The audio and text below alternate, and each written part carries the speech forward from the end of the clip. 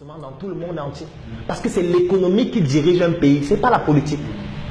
Si vous avez votre père qui vous donne de l'argent chaque matin pour aller à l'école, il va vous dire, mon fils, tu dois être major.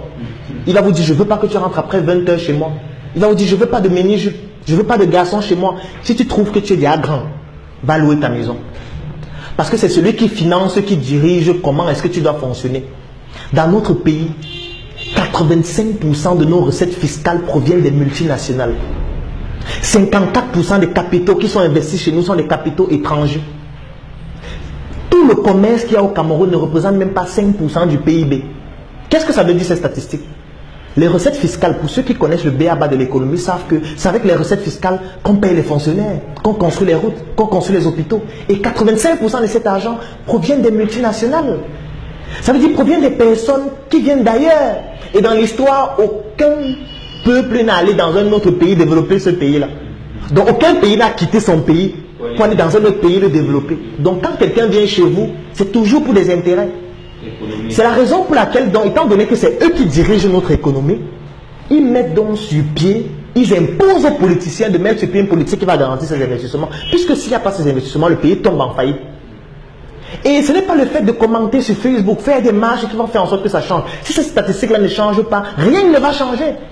Et ces personnes-là qui détiennent notre économie ont des intérêts qui sont contraires à l'intérêt général de la population. C'est la raison pour laquelle la politique ne permet pas d'améliorer nos conditions de vie.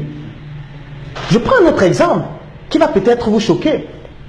Moi, dernièrement, j'ai consulté les statistiques d'un service qui s'appelle Orange Money. C'est un service qui est en train de faire fureur au Cameroun, qui est en train de déstabiliser même certaines entreprises locales.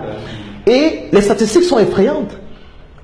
C'est un service qui revendiquait en juin 2015 17,4 millions d'utilisateurs. C'est un service qui est présent dans 14 pays africains, notamment les pays d'Afrique subsaharienne. Au mois de juin 2016, ils ont fait un chiffre d'affaires de 655 milliards de francs CFA. Ça veut dire 1 milliard d'euros dans des pays pauvres et très endettés.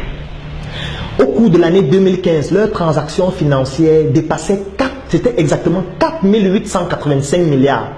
Et moi, j'ai comparé ça avec le budget du Cameroun de 2016, qui était de 4 200 milliards environ. Donc, les transactions financières de Orange Money, ça dépassait le budget du Cameroun. Parce que quand on dit que c'est eux qui détiennent notre économie, on a l'impression qu'on raconte les beignets bouillis. C'est donc pour ça qu'il faudrait que nous on s'arme sur le plan économique pour pouvoir répondre à ça. Et pour répondre à ça, qu'est-ce qu'il faut faire? Il faut créer la richesse et non faire l'économie du Bayam Salam. Qu'est-ce qu'on appelle l'économie du Bayam Salam? C'est le fait que vous allez voir, on va vous dire que les Bamileke et les Nordis sont l'économie du pays. Quand je suis des choses comme ça me fait rigoler. Ça ne veut absolument rien dire, ils ne détiennent rien. Ils ne détiennent rien, pourquoi? Parce que vous allez aller dans un grand hôtel détenu par un Bamileke. Je ne vais pas citer d'hôtel. Vous allez voir que la moquette est importée. Les tasses de lait sont importées, le lait est importé, les draps sont importés, les tables sont importées, les serrures sont importées. Tout est importé, les cheveux sont importés, même les cerveaux sont importés. Ça fait donc quoi? Ça fait que cet hôtel est en train de travailler pour donner des devises à d'autres pays qui produisent ça. Puisque nous on ne produit rien, même le cul-dent.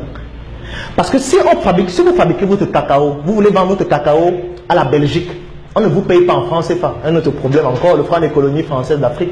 On vous paye en devises. Et étant donné que c'est la France qui garantit notre monnaie, ce n'est même plus seulement la France, c'est désormais l'Union européenne, on verse toutes nos devises au trésor français. Les devises, c'est l'or, c'est le diamant et tout ce que vous pouvez imaginer.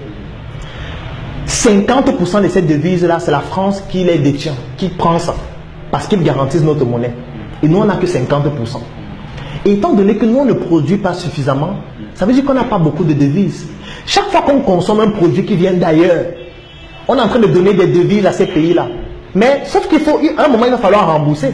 Comme on ne produit pas suffisamment de devises, ça fait que le déficit devient de plus en plus grand. C'est pour ça que vous entendez parler de dévaluation de la monnaie. C'est pour ça que vous entendez parler de plan d'ajustement structurel. Parce qu'on ne produit rien. On ne fait que consommer ce qui vit. C'est pour ça qu'on fait la promotion du Made in Cameroun. Les gens se disent que c'est un slogan. Ce n'est pas un slogan. C'est un élément vital pour l'économie de se développer.